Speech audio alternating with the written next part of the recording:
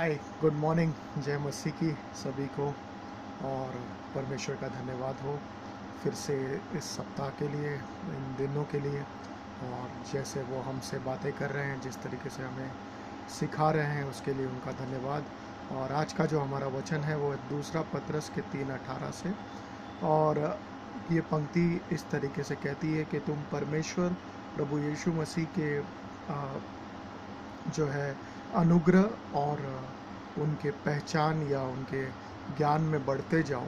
और वो जो शब्द है वहाँ पे जो ज्ञान या पहचान के लिए इस्तेमाल किया गया है, उसको जो मूल भाषा जिसमें बाइबल लिखी गई थी उसके अंदर इस तरीके से लिखा गया है कि वो एपिनोसिस करके शब्द आता है, जिसका मतलब ये है केवल वही पहचान नहीं जो लाइक या वही ज्ञान नहीं जो आपको पहली बार मिल गया है और आप उसमें बने हो, बट उस ज्ञान में आप अनुभव रूप से, मतलब आपके रोज़मर्रा के जीवन में आप जो है बढ़ते जा रहे हो प्रभु के साथ और परमेश्वर को और जानते जा रहे हो।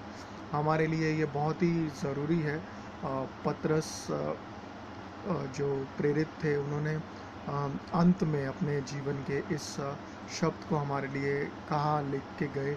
और वो बहुत ही ज़रूरी है हमारे लिए, इसलिए उन्होंने वो लिखा है। जैसे कि हम जानते हैं कि प्रभु यीशु मसीह लाइक ये पहला पतरस के दूसरे अध्याय में भी कहते हैं कि हमें जो है वचन को नवजात शिशु की तरह, जिसको दूध की इच्छा होती है, उसी तरीके से हमें भी वचनों के पीछे चलना चाहिए। और पर हमें उसमें ही नहीं रहना है, बट हमें बढ़ते जाना है। जैसा कि इब्रानियों की किताब में कहता है कि इब्रानी 5 में कि अंत की पंक्तियों में 11 से लेके कि बहुत सी बातें हैं तुम्हारे लिए सीखने के लिए, तुम्हें समझने के लिए, बट तुम अब भी जो है नए वचनों पे या जो पहले सीखे थे उन्हीं पे बने हुए।